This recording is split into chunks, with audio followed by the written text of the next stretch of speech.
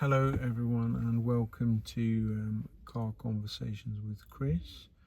I'm coming to you today from the thrilling location of the City Hall car park, where I have to go and have a yearly medical check in about 25 minutes time.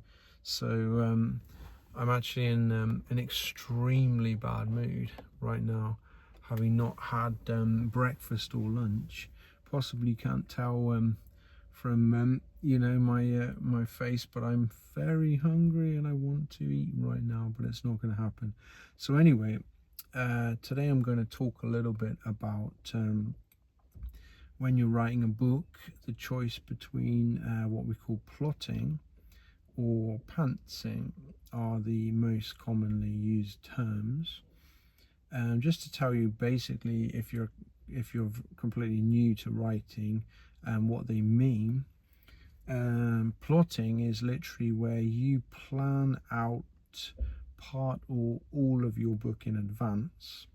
In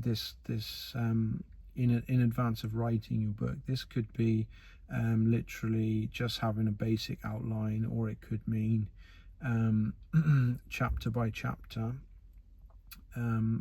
or even more detail. You could have several pages of notes on your wider world, or what have you. Whereas pantsing is what they refer to as flying by the seat of your pants, which is basically where you make it up as you go along. I have experience of both. I would say on the whole I'm more of a pantser. Definitely being a pantser is more common if you're a slower writer, because you'll be literally analyzing the situation as you go, making it up as you go along, literally. So it generally takes a lot more time to figure it out. Whereas if you plot, you can write a lot quicker depending on how much you plot in advance. For example, some of the examples of my books that have been plotted. I plotted the second book in the Fire Planets space opera series, Firestorm was that. I plotted it. I literally, my entire plot was 2 sides of A4, with the entire plot written out chapter by chapter, and it wasn't extensive. It was about 2 lines per chapter of basically what I wanted to happen in that chapter. And it would be something like, the team fly to this planet where they get attacked by pirates, but they manage to escape. It was very brief. Another of my books that was plotted was Head of Words, one of my early books. And again, because of the nature of that book, which had multiple points of view, in part 1 I think it was 10 points of view, and part 2 it was, I think, alternating 2 different alternating parts of points of view. So I plotted that out. Again, I didn't have extensive notes. I had it chapter by chapter, 2 or 3 lines per chapter, but I did know in advance how many chapters it was supposed to be and what was going to happen in each chapter. Other books I've done kind of partial plotting. For example, when I wrote the Tube Riders series, very, very long books, 60 odd chapters in each book, all of 2,000-3,000 words. They're very long books. I would plot 4 or 5 chapters in advance, because again I had alternating points of view, and I would just basically write which character was going to be the point of view character in that chapter, and the basic events of what was going to happen. But it was literally 2 to 3 lines for each chapter. But I didn't plan out the overarching story. It was more a case of just knowing what I was going to be writing about for the next sort of 5 or 6 chapters. Other books I've literally just winged it, basically. It's like a case of you start writing and you hope that you get to the end, and you hope it figures itself out as it goes. And there are benefits to doing this, and you know, there are pluses and minuses to both ways of writing. I would say for plotting, it's not as fun, because part of the thrill of writing a book is not knowing what's going to happen, and the excitement of just creating something new, whereas plotting can be much more workmanlike, and you know, it's basically you're transcribing something down from notes. It can be a lot more boring. At the same time, it can make it a lot easier. And when you pants a book, you generally fly by inspiration, at least for the first, maybe, you know, half the book. You know, you just basically, you're like running on adrenaline, and that can have that runs out. When you run on adrenaline, it runs out. Generally, for me, it runs out about 30,000 words, which is a third to half a book, depending on what series I'm writing. And that can mean you lose the book, basically.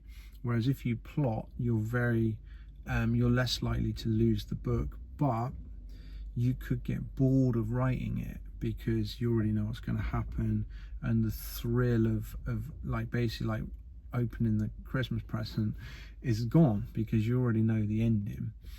I'll talk about a couple of things about why I plot or pants certain books.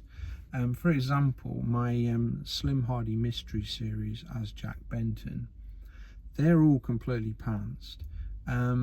I will start writing a book with absolutely no idea of what is going to happen. The very first book, which I'll talk about in more detail in another video, because there's an interesting background story to it. I literally didn't even know what genre I was going to write. You know, I just started a new document, and I'm like, right, okay, let's write something. So I just wrote the first thing that came into my head, and eventually I just kept writing, and eventually the whole book was done.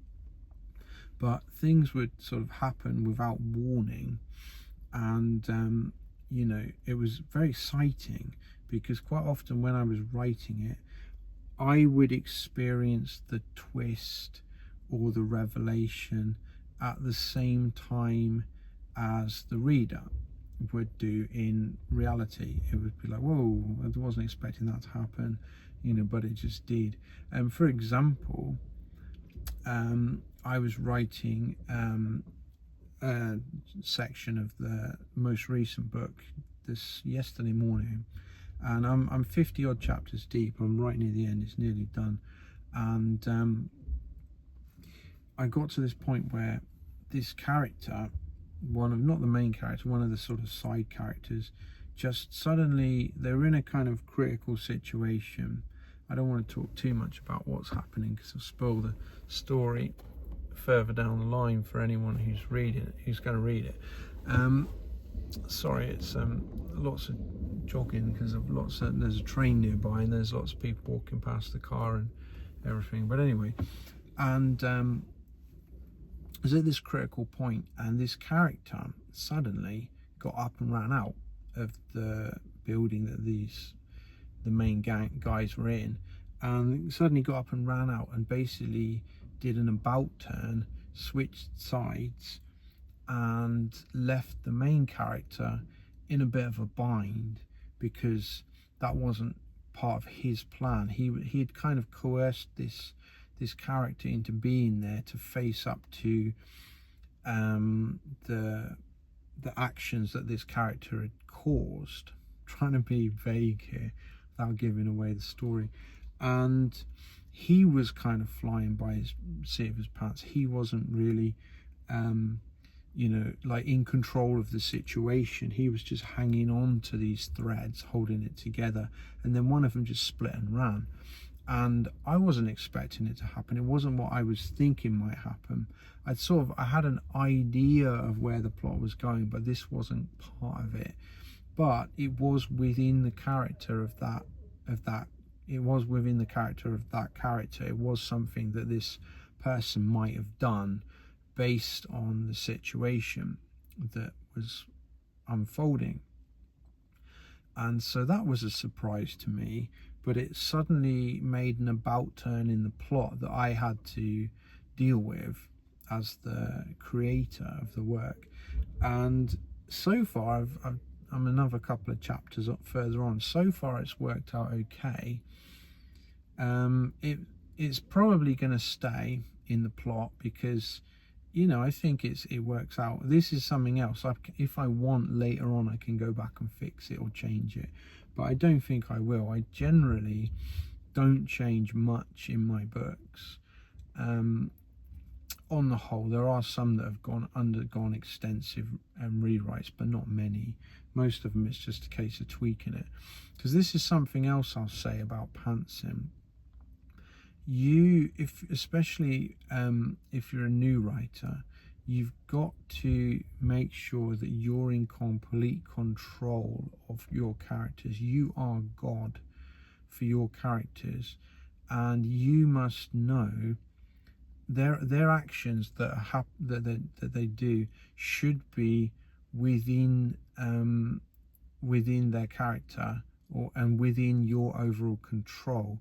And for example, it's all very well saying, "Oh, I just went off on a tangent, I wasn't expecting that," but that's all very well and good, but that can, if it's not within what your characters would do based on their personality that you've created, it can send the story off in some wild, unrealistic direction. And no matter what kind of story you're writing, even if you're writing like a a space opera about like space lumberjacks, it must fit within, it must be realistic for its environment, I guess is the best way to put it. So for example, if you go to the park, it's all very well, you're walking your dog, everything's fine, your dog's like running off here and there, but all of a sudden your dog sees a pigeon, breaks from the leash and like bolts across the park. Next thing you know, his dog's getting run over, and you've lost control of the situation. I hope that doesn't happen. That would be really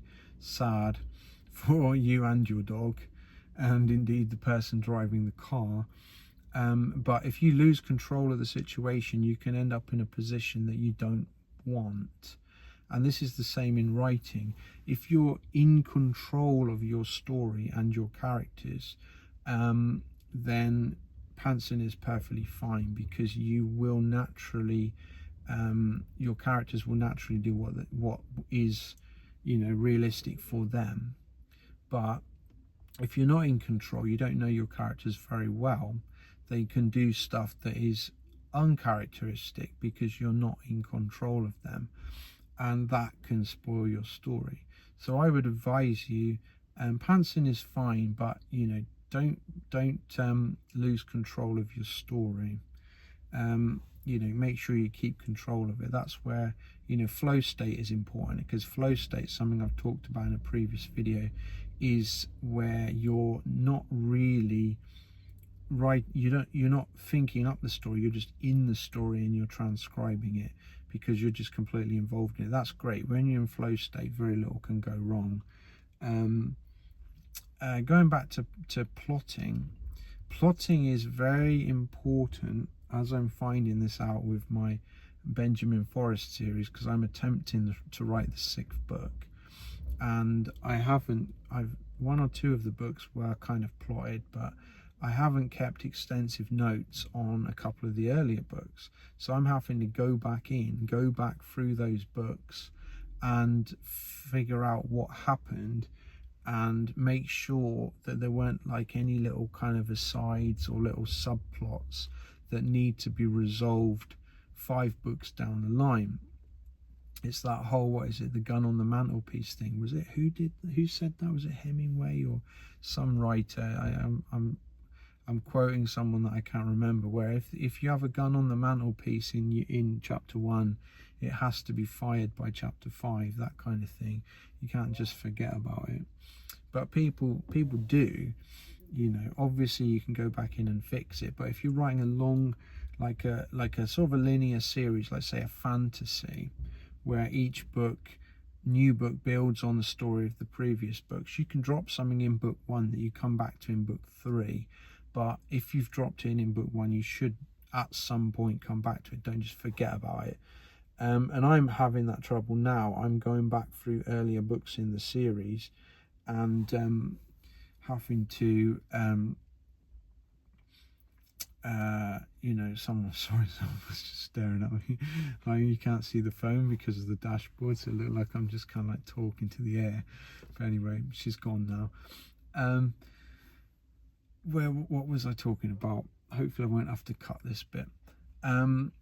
If you start something in book 1, you need to resolve it at some point, but you need to know what you've started in order that you can resolve it. Therefore, it's very important when you write a longer story like a fantasy that you control the arc of the story. And I tend to, my Benjamin Forrest series is 5 books long, and I'm trying to write book 6. It doesn't sell well, so it's very hard to motivate myself to go back and work on more books in the series, because they do tend to be long. The last couple were massive, they were like, you know, 120,000 words, and I'm trying to taper it off in a couple more books. But when I know it's not going to sell well, it's very hard to motivate myself to go back and work on that series. But there are some people that like it, and also it is much easier to sell a complete series than a series that's unfinished. So that one and the Fire Planets are 2 that I really need to finish. And I promise, if you're one of those readers, I will finish it eventually. Hopefully not in 25 years, but I mean, you know, Stephen King made people wait 30 odd years for Dark Tower, so, you know, I'm within my parameters at the moment. But as I was saying, when you write a longer series, it can be helpful to plot books so that they stay within the arc of the series. So anyway, I'll leave it there. I'm sort of getting a bit garrulous now. I'm talking a little bit too much. But basically, if you're a new writer, pantsing is probably the best for your soul, because that's pure creativity. But be aware that you might lose books when you do it. You might write some really great first thirds of books, that's guaranteed, but you might lose some of them when the inspiration goes. If you want to plotting is probably more important if you're more of a workman-like writer, and you've got deadlines, or, you know, you just want to like get that book done within a certain time.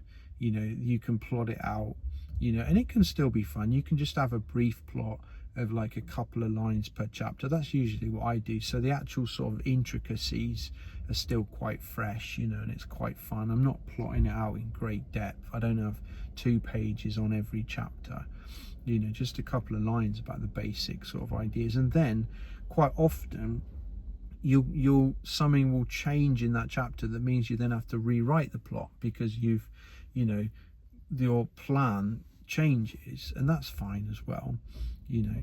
So it's up to you really what you do. At the same time, it might be worth doing a bit of both, trying both out. I write both. I don't have a hard one or the other that I stick to. Sometimes I'll plot a little bit. I'll have a vague idea at the end, but the entire middle 2/3 of the book I haven't got a clue. You know, I'll know what I want to get to, but I won't know how to get there. And, you know, I'll pants it, but I've kind of plotted out the end at the same time. So you can mix and match. It's up to you really. But anyway, I have to let you go now because I've got to go to health check, and hopefully, you know, that won't be too hard. And I'm hungry, very hungry. But anyway, thank you for listening. See you next time.